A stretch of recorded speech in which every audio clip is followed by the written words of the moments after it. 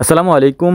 এই গরমে প্রচণ্ড কাজের চাপে আমাদের অবস্থা পুরাই চিরেচাপটা। সকাল থেকেই আমাদের ব্যস্ততা শুরু হয় এবং সন্ধ্যা পর্যন্ত এই ব্যস্ততা চলতে থাকে, যদিও রাত 2টা 3টা কোনো দিন সকালও হয়ে যায়। অনেকেই আমাদেরকে বলেন যে ভাইয়া এত কাজ করার দরকার কি, এত কাজ কেন করেন? তাদের উদ্দেশ্যে একটা কথাই বলবো, সবসময় যেটা বলে আসতেছি সেইটা হচ্ছে, কাজ ছাড়া দুনিয়াতে আপনার 2 পয়সার কোনো দাম নেই। আপনি যদি কাজ না করেন, আপনি যদি ইনকাম না করেন, আপনার এই দুনিয়াতে 2 পয়সার কোনো দাম নেই। সারাদিন কাজ করে যখন ক্লান্ত হই, তখন গায়ে পরা শার্টটা ঘামে ভিজে গায়েই আবার শুকায়। তো এই পরিস্থিতিতে হচ্ছে আমাদের দিন পার করতে হয় প্রতিদিন। তো এক ছোট ভাই, এলাকার আমাদের পাড়ারই এক ছোট ভাই আমাকে ফোন দিছিল।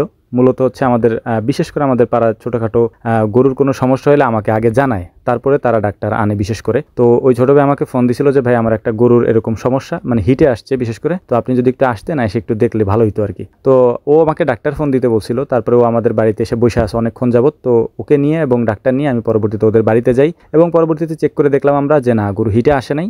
এরপরে আমরা আর বীজ দেই নাই, মানে আমাদের যে ডাক্তার আসছিল ভেটেরিনারি ডাক্তার, উনি আর বীজ দেন নাই আর কি। বিশেষ করে এরকমটা হয় না, এগুলো হচ্ছে রেয়ার। মানে আপনি যদি কোনো ডাক্তারকে ফোন দেন, ডাক্তার এসে বীজ দিয়ে যাবে, গরু ডাকুক বা না ডাকুক ওইটা ফ্যাক্ট না। এটা আসলে ডাক্তারদের দোষ না, দোষটা মূলত হচ্ছে গৃহস্থের। তারা ডাক বুঝে না, এ কারণে হচ্ছে ডাক্তারকে বলে, ডাক্তার এসে তো ওই সিমটমগুলো আর দেখে না, তো তারা বীজ দিয়ে চলে যায়। তো যাই হোক, আমাদের পরবর্তী মিশন ছিল হচ্ছে আমাদের ঘাসের জমি দেখার জন্য, যেটা আপনারা স্ক্রিনে দেখতে পেলেন কিছুক্ষণ আগে। তো ঘাসের জমি দেখে ওখান থেকে প্রচণ্ড রোদ, এটা আসলে আপনাদেরকে আর কি বলবো, সারা দেশের এক অবস্থা একই রকম। আপনারা জানেন যে এই গরমের মধ্যে মানুষের নাভিশ্বাস উঠে যাচ্ছে। তো এর মধ্যে হচ্ছে আমার মরিচ গাছে কিছু মরিচ ছিল, আমি সেখান থেকে মরিচগুলোকে তুলে নিয়ে যাই। পরবর্তীতে দিনের কাজ শেষ করি। ওই দিন কাজ শেষ করতে না পারায় পরের দিন হচ্ছে আমি রাকিবুলকে বলে রাখছিলাম, রাকিবুল আমাদের যে পাটের জমিটা আছে ওইটা একটু নিড় দেওয়া দরকার, কারণ আশেপাশে এখনও কেউ নিড় দেয় নাই তেমন, তবে আমাদের একটু আগে দিতে হবে, কারণ আমি যেহেতু সময় পাই না আর জমিতে আমার তেমন একটা যাওয়া হয় না। তো ওরে বললাম যে একটু দেখো যাই একটু করা যায় কিনা। তো ও বললো যে আচ্ছা ভাই আমি যাইতেছি, আপনি আইসেন। তো আমি একটু বেলা করে গেছি, ও সকালে। আমি যাইতে যেতে প্রায় মানে পুরো জমি হচ্ছে প্রায় 4 কাঠার মতো জমি। 4 কাঠা জমি দেখলাম যে প্রায় শেষ করে ফেলছে আর কি।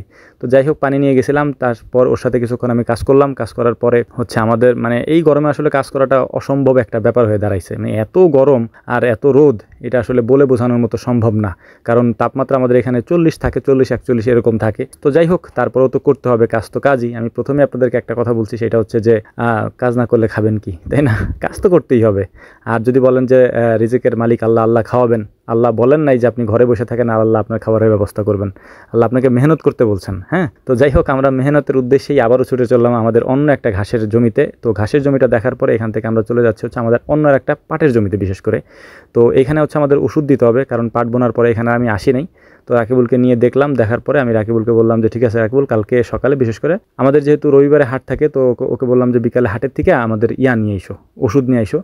তো বিকালে ওষুধ নিয়ে আসছিল। তো এরপরে হচ্ছে ওষুধ নেওয়ার পরে আমরা এই ওষুধ প্রথমে আমাদের পাটের জমিতে দিয়ে দেবো, যে পাটটা আমরা সকালে নিয়ে দিছি। কারণ এই পাটের জমিতে দেওয়ার কারণ হচ্ছে এখানে ছটকা বলি আমরা, এই ছটকায় হচ্ছে পাটের উপরের পাতাগুলো হচ্ছে খেয়ে দেয়। এই খেয়ে দেওয়ার কারণে হচ্ছে মানে পাটগুলো একটু গ্রোথ কম বাড়ে। তো আমরা আগে ভাগে এই কাজগুলো করে রাখতেছি, যদিও সবাই পরে করবে, একটু কয়েকদিন পরে করবে, বাট আমি আগে করতেছি, আমি সময় পাই না।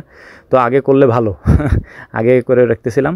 তো আর আমাদের এই নাই, এগুলোকে আমরা ঢোপ বলি, এই ঢোপগুলো আমাদের নাই, এটা হচ্ছে সজীব মামার বিশেষ করে। তো রাকিবুল দিচ্ছিল, আর যেহেতু বিকাল টাইম হয়ে গেছে এখন, ও অনেক ক্লান্ত হয়ে গেছে। তো বললাম যে ঠিক আছে তাহলে তুমি একটু রেস্ট নাও, আমি একটু দেই আর কি। তো যাই হোক, এই কথার পরে ওর থেকে ঢোপটা নিয়ে আমি দেওয়া শুরু করলাম। এবং এটা আসলে যারা করছেন এই কাজগুলো তারা জানেন এগুলো খুব কষ্টের কাজ। বিশেষ করে সব কাজই কষ্টের, দুনিয়াতে কোনো কাজই শান্তির কাজ নাই, খুব কম আছে। এসি রুমের ভিতরে বসে যদি আপনি ব্রেন খাটান, ব্রেনেরও একটা প্রেশার আছে, সব কাজই কঠিন কষ্টের। তবে মাঠে ফসল ফলানো এটা একটু বেশি কষ্টের কাজ। তো যাই হোক, আমরা চলে আসার পথে আমাদের পুরান বাড়িতে আমার দাদা দাদুর যেখানে কবর ছিল মূলত, এখানে হচ্ছে আমার চাচা মাটি কাটতেছে, আমার বাবার সাথে যে যমজ, ওনার বাড়ি এখানে, এবং আমার অন্য চাচা, 2 চাচা এখানে থাকেন। তো এখানে আমরা কিছু সময় হচ্ছে অপেক্ষা করলাম, এবং মামার সাথে, সজীব মামার সাথে বিশেষ করে এই কবরের জায়গাগুলো ঠিকঠাক করে একেবারে, মানে কবরটায় যেহেতু মাটি উপর দিয়ে দেওয়া হয়েছে, আপনারা একবার আগে ভিডিওতে দেখছিলেন যে আমি আর আমার চাচাতো ভাই কবর দুইটারে ভেঙে গেছিলো, এরপরে হচ্ছে মাটি দিয়ে ভরাট করে দিয়েছিলাম। এরপরে এখন পরিপূর্ণভাবে এটা মাটি দিয়ে ভরাট করে দেওয়া হয়েছে। তো এই হচ্ছে মূলত আমাদের দৈনন্দিন কাজ। আমাদের কাজ অনেকেই দেখেন, অনেকে অনুপ্রাণিত হন। আমাদের উদ্দেশ্যই এটা, আপনাদেরকে অনুপ্রাণিত করা। আমরা যারা মনে করি যে কৃষিকাজ এটা একটা নিম্ন শ্রেণীর কাজ বা নিচু মানুষের কাজ, এই ধারণা থেকে বের করে আনাই হচ্ছে আমাদের মূল উদ্দেশ্য। নাহলে আমরা আপনাদেরকে দেখাবো কেন? এগুলা দেখানোর কোনো মানে হয় না। আমরা চাইলে রাজা বাদশার মতো হচ্ছে অনেক ভালো ভালো কাপড় পরে মানে আপনাদের সামনে এসে এই ভিডিওগুলো উপস্থাপন করতে পারি, গাইড করতে পারি মানুষকে। আমরা কেন কাজ করব, তাই না? তো উদ্দেশ্য একটাই থাকে, যদি আমরা পারি আপনারা কেন পারবেন না? ইনশাআল্লাহ আপনারাও পারবেন, চেষ্টা করতে হবে। তো এই ছিল আমাদের ভিডিও। আমাদের জন্য দোয়া করবেন। আসসালামু আলাইকুম ওয়া রাহমাতুল্লাহ।